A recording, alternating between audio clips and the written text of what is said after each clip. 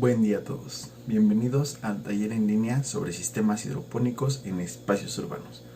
Mi nombre es Diego Ferrer y estudio la carrera de Biología en la Facultad de Estudios Superiores Iztacala de la UNAM. Desde hace un par de años soy voluntario del programa de manejo integral de residuos de la FES Iztacala, en donde realizamos diversas actividades como dar pláticas, impartir talleres y organizar exposiciones sobre el aprovechamiento de residuos, el compostaje, la lombricultura y los huertos urbanos. Al inicio del presente año, comencé a colaborar con el equipo de trabajo del Departamento de Tecnología Ambiental de la FES Acatlán en la Unidad de Investigación Multidisciplinaria, mejor conocida como la UIM, bajo la supervisión de la ingeniera química Rubí Pérez y de la maestra en Ciencias Químicas Alejandra Villegas Pañeda. Así que, continuando en la rama de educación ambiental, mediante la impartición de talleres cortos, esta vez será sobre sistemas hidropónicos en espacios urbanos. He preparado este curso básico de hidroponía por parte del Departamento de Tecnología Ambiental, donde existe un interés en divulgar algunas prácticas sustentables que son posibles de implementar en zonas urbanas como nuestras casas, azoteas, jardines e incluso en espacios más pequeños como departamentos. Así que comencemos. El objetivo principal de este taller es que ustedes aprendan cómo instalar un sistema hidropónico en sus hogares y cómo mantenerlo para que puedan sacarle el máximo provecho. Para eso, les voy a explicar la importancia ambiental que tienen las plantas en nuestro ecosistema y cómo los sistemas hidropónicos son benéficos para nosotros, tanto como sociedad como a nivel personal. También les voy a demostrar lo práctico y sencillo que es instalar un sistema hidropónico en cualquier espacio que tengamos disponible. Les voy a explicar lo que necesitan para mantener su propio huerto hidropónico y en caso de ser necesario, se pueden comunicar conmigo para que les brinde toda la asesoría que esté en mis manos para atender cualquier duda o complicaciones que se puedan presentar posteriormente.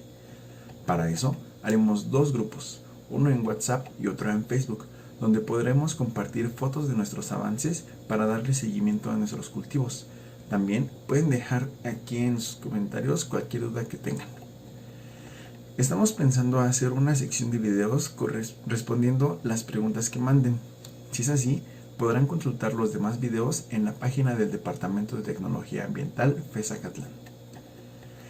Este curso está dividido en 4 sesiones de aproximadamente 45 minutos. Vamos a comenzar definiendo la hidroponía y viendo en general qué son los sistemas hidropónicos. Después entraremos en la biología de las hortalizas. Posteriormente les voy a explicar qué son las soluciones nutritivas y cómo prepararlas, y todo lo que necesitamos para poder instalar un sistema hidropónico en nuestras casas. En la tercera sesión vamos a hacer un prototipo del diseño para nuestro huerto hidropónico, y en la última sesión les enseñaré cómo mantener nuestro sistema funcionando. Les hablaré sobre las plagas, desde los tipos que hay hasta cómo combatirlas para que nuestras plantas se encuentren saludables. Y sin más preámbulo, comencemos. Para empezar, necesitamos definir qué es la hidroponía. Hidroponía es una palabra que viene de los vocablos griegos hidor, que significa agua, y ponos, que significa labor o trabajo. Es decir, que la definición literal de hidroponía es el trabajo del agua. Sin embargo, esto no nos dice demasiado, ya que podemos pensar en plantas hidroeléctricas o en la generación de energía mareomotriz, y su verdadero significado está algo alejado de estos conceptos. Hay diferentes autores que han dado diversas definiciones de la hidroponía, algunas más amplias, otras más ambiguas, palabras más, palabras menos. Pero para no casarnos con alguna definición en particular, vamos a encontrar que todas las definiciones tienen conceptos en común. Aquí podemos ver algunas palabras clave como cultivo, método, plantas, soluciones acuosas, soluciones nutritivas, nutrientes químicos, suelo, etc. Así que hagamos nuestra propia definición. Nosotros vamos a definir a la hidroponía como aquel método o sistema para el cultivo de plantas que pueden o no utilizar sustratos estériles como soporte y que las plantas que aquí tengamos obtienen los nutrientes necesarios para su óptimo desarrollo mediante el uso de minerales químicos disueltos en lo que llamaremos soluciones nutritivas. Ahora veamos por qué es importante tener plantas en espacios urbanos. Es muy bien sabido que la calidad del aire en las ciudades es pésima, y esto se debe por muchos factores, como la emisión de gases de efecto invernadero que despiden los vehículos de combustión interna, el crecimiento de la industria, la pérdida de áreas verdes, entre otros. Pero, ¿qué tienen que ver las plantas con la contaminación? Bueno, pues hay algo que debemos de conocer de las plantas, y es que se les conoce como sumideros de carbono. Esto se debe a que absorben el dióxido de carbono de la atmósfera mediante un complejo proceso bioquímico que sucede principalmente en las hojas. Pero para no confundirlos ni aburrirlos con una clase de bioquímica, vamos a ver que a este proceso se le conoce como fotosíntesis, la cual a grandes rasgos podemos explicar con esta sencilla fórmula en la que nos dice que las plantas necesitan agua, dióxido de carbono y energía solar, la cual es transformada en energía química con la que convierten el dióxido de carbono y el agua en carbohidratos y oxígeno molecular. Por eso es tan importante la presencia de plantas, ya que absorben parte de la contaminación atmosférica y nos brindan el oxígeno que respiramos. Ahora bien, no nos vamos a poner a reforestar a diestra y siniestra queriendo llenar de árboles los parques, camellones o cualquier espacio público, porque en primera debemos de tener cuidado de qué es de las especies, es decir, saber cuáles podrían sobrevivir, saber cuáles son exóticas o introducidas, etc. Y además necesitaríamos permiso de las autoridades correspondientes. Pero desde nuestra propiedad privada en la comodidad de nuestros hogares podemos contribuir, tal vez no con un árbol enorme, pero sí con pequeñas plantas que no necesitan tanto espacio y pueden crecer sin problemas en nuestro jardín o en su defecto en una maceta, cubetas, botes o incluso en materiales reciclados como botellas de PET o envases de Tetra Pak. Ahora, una enorme ventaja de tener hortalizas en casa es que vamos a poder cosechar prácticamente en cualquier momento el vegetal que necesitemos, sin tener que comprar en verdulerías o supermercados esas verduras que tal vez son productos transgénicos o que puede que hayan sido regadas con aguas negras o tratadas con plaguicidas que pueden ser perjudiciales para nuestra salud. También, en cuanto a los precios, cada cosecha que hagamos nos va a salir más barata que la anterior, ya que solo al principio es cuando necesitamos hacer una inversión fuerte. Entonces, además de tener una independencia alimentaria, podemos vender los excedentes y obtener ganancias. Antes de seguir, me gustaría compartirles una anécdota personal. En la cena de Año Nuevo, mis tías hicieron pozole y yo me encargué de la verdura, picar la lechuga, la cebolla, etc. Y tenía sembrados unos rabanitos. Entonces los coseché, los rebané y después se dieron cuenta que donde los tenía sembrados ya no estaban, ya no había nada. Los tenía en unos cajones de plástico y entonces me preguntaron que si eran los del pozole y pues ya les dije que sí. No estaban tan grandes porque pues no les daba mucha atención, no los cuidaba tanto. Estaban muy apretados, a veces se me olvidaba regarlos, pero pues aún así les gustaron a mi familia. De hecho, dijeron que sabían mejor de los que venden. Y pues sin duda a mí sí me sabían mejor, porque los vi desde que eran una semillita, vi sus primeras hojas verdaderas, yo los trasplanté, los regaba, los cuidaba y pues al final los coseché y los compartí con mi familia. Y en verdad es un sentimiento muy bonito poder compartir algo que prácticamente estás creando desde cero. Esa sensación de tener verduras súper frescas, sin nada de conservadores, es algo más saludable y muy rico. En verdad, ojalá que después de este mini taller también lo hagan ustedes en sus casas. La verdad es que yo no soy muy fan de la historia, y la historia de la hidroponía es bastante amplia, pero trataré de mencionar solo lo más relevante para que no sea tan tedioso. Hay quienes dicen que las primeras evidencias de la hidroponía es en la antigua China, donde tenían sus cultivos flotantes de arroz, o en el siglo VI antes de Cristo, con los jardines colgantes de Babilonia. Incluso hay evidencias aquí en México, donde en el siglo XV los mexicas cultivaban en chinampas. Pero las primeras evidencias científicas son hasta las primeras décadas de 1600, donde un médico belga llamado Jean-Baptiste Van Helmont tomó un sauce de 5 libras, que vienen siendo un poco más de 2 kilos.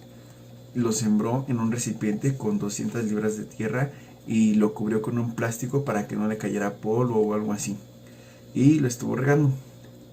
Entonces, al cabo de 5 años, el sauce pesaba 155 libras y la tierra había perdido únicamente 2 onzas, o sea, como 57 gramos, mientras que el árbol había aumentado casi 70 kilos.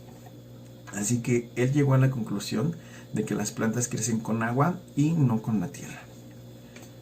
En los siguientes 2 siglos, varios químicos, médicos, fisiólogos y naturalistas, que así era como se le llamaba a los biólogos antes, hicieron experimentos e investigación. Descubrieron que las plantas absorben CO2. Alrededor del año 1700 definieron como tal la fotosíntesis, hacían soluciones con compuestos conocidos. Los fisiólogos alemanes Karl Sprenger y Friedrich Wigmann establecieron la ley del mínimo, donde explican que hay 9 elementos químicos indispensables. Se desarrollan técnicas utilizando sustratos como arena, grava y otros sustratos estériles en lugar de tierra. Y a finales de 1800, el botánico Julius von Sachs publicó la primera fórmula estándar para una solución nutritiva. De ahí en adelante, otros científicos siguieron formulando soluciones nutritivas, y en el año 1937, el fisiólogo y profesor de la Universidad de California, William Frederick Garrick, fue el primero en utilizar el término hidroponía, en un artículo que publicó en la revista Science.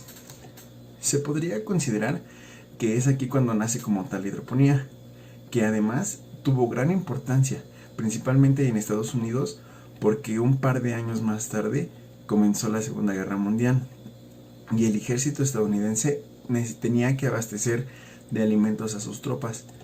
Así que implementó cultivos hidropónicos en los cuarteles cerca de los campos de batalla donde no había tierras para cultivar y resultaba muy costoso enviarles la comida fresca a las tropas. Mientras tanto, la gente mayor, mujeres y niños cultivaban sus propios alimentos en los que denominaron Jardines de la Victoria. Cuando terminó la guerra y se empezó a popularizar el uso del plástico, esta fue una ventaja muy grande para los sistemas hidropónicos, ya que estos utilizaban tuberías de metal o estaban sobre concreto, y con el uso, el concreto iba liberando carbonatos o algunas sales minerales podían reaccionar con las tuberías de metal.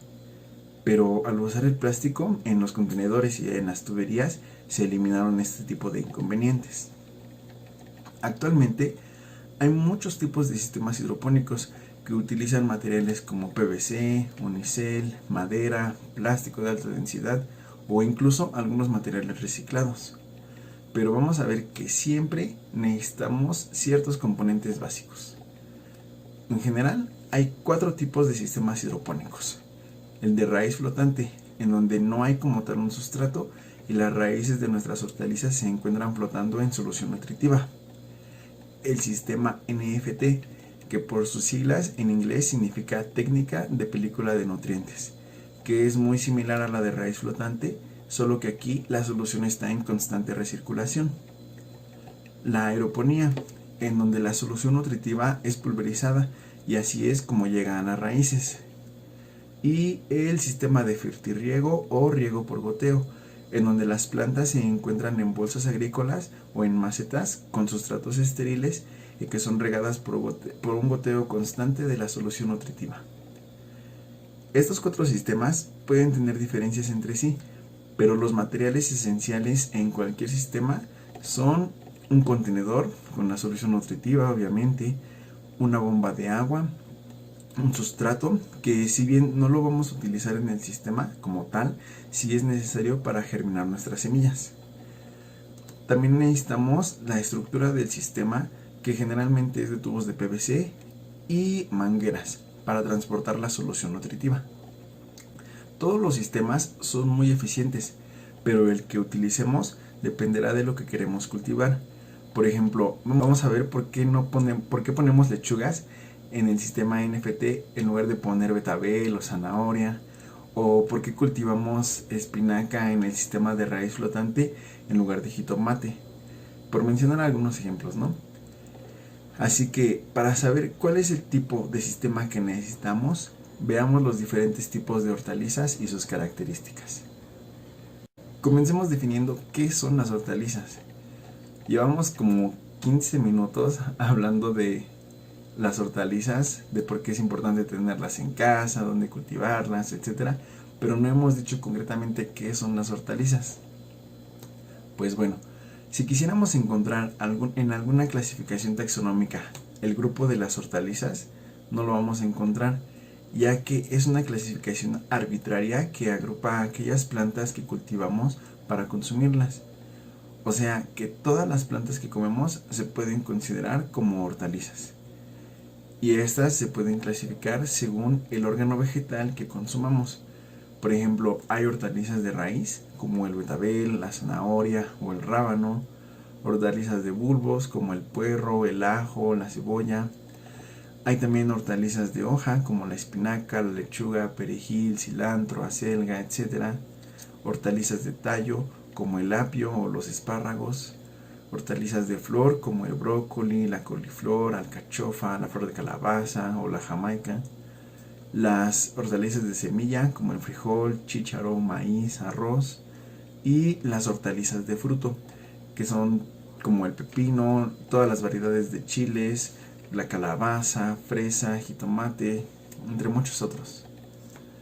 Hay también otros tipos de clasificaciones, como la que podemos encontrar en este manual de la FAO, que es la Organización de las Naciones Unidas para la Alimentación y la Agricultura, en donde clasifican a las hortalizas por colores, y según el color de las hortalizas son los beneficios que tienen sobre nuestra salud, de acuerdo a las vitaminas o componentes activos que predominan. Por ejemplo, las hortalizas moradas tienen antioxidantes que retrasan el envejecimiento. Las rojas pueden ayudar a la memoria. Las blancas disminuyen el colesterol y la presión arterial. Las hortalizas amarillas y naranjas tienen efectos sobre la cicatrización, piel sana y la vista, al igual que las verdes, las cuales además ayudan a la formación del feto en mujeres embarazadas por sus contenidos de ácido fólico, entre otros. Ahora, vamos a revisar rápidamente la fisiología de los órganos vegetales y su función en la planta. Comencemos con la semilla, que es de donde nacen nuestras plantas. En general, podemos clasificarlos en dos tipos: las dicotiledóneas, que son las que tienen dos cotiledones, así como por ejemplo los frijoles, los cacahuates, entre otros, y las monocotiledóneas, que son las que tienen solamente un cotiledón, así como el maíz o el arroz. Más adelante les explico la importancia de los cotiledones.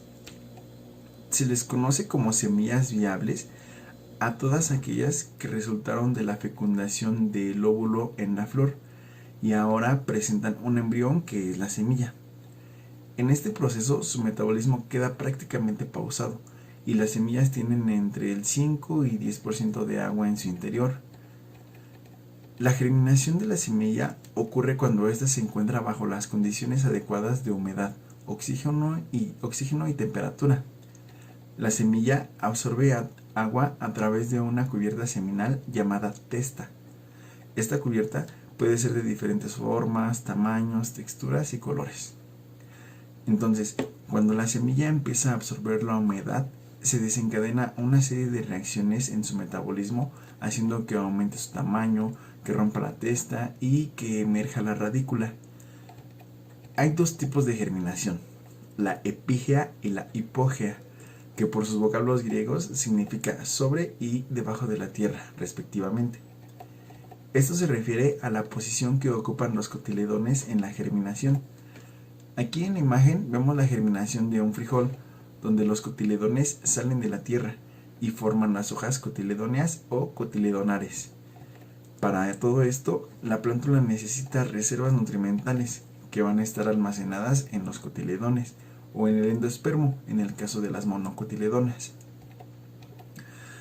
Después de las hojas cotiledonas van a aparecer las hojas verdaderas, que vamos a distinguir porque tienen una forma diferente a las hojas cotiledóneas. Aquí en la fotografía casi no se distingue, pero esa chiquita de abajo es una de las hojas cotiledóneas. La otra está atrás y no se ve. Pero las más grandes son las hojas verdaderas, que conocemos pues de una selga ya bien desarrollada.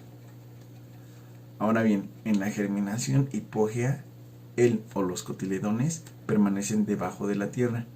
De igual forma emerge la radícula, el epicotilo, que formará más adelante el tallo, y aquí no hay hojas cotiledóneas.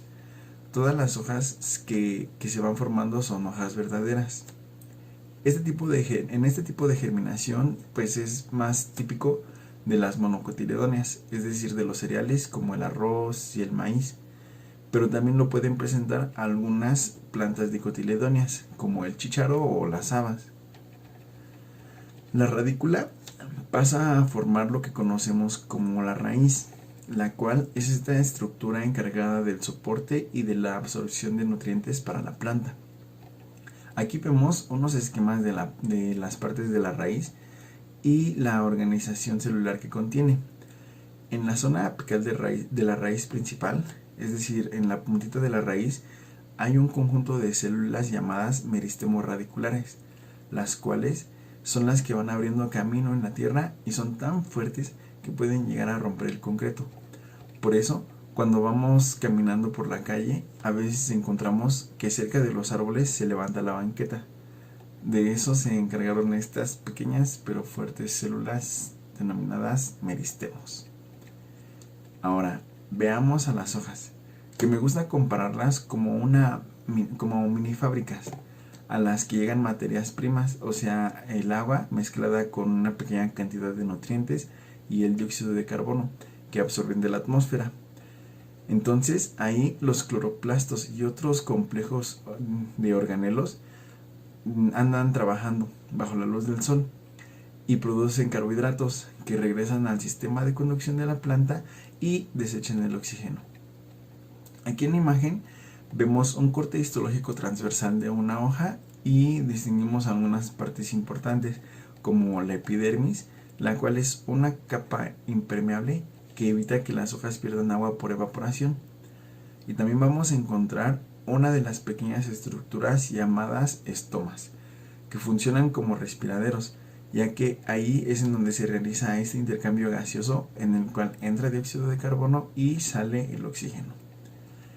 La parte de arriba de las hojas se conoce como haz o es también llamada la cara adaxial, mientras que la cara de abajo se le llama embés o zona abaxial.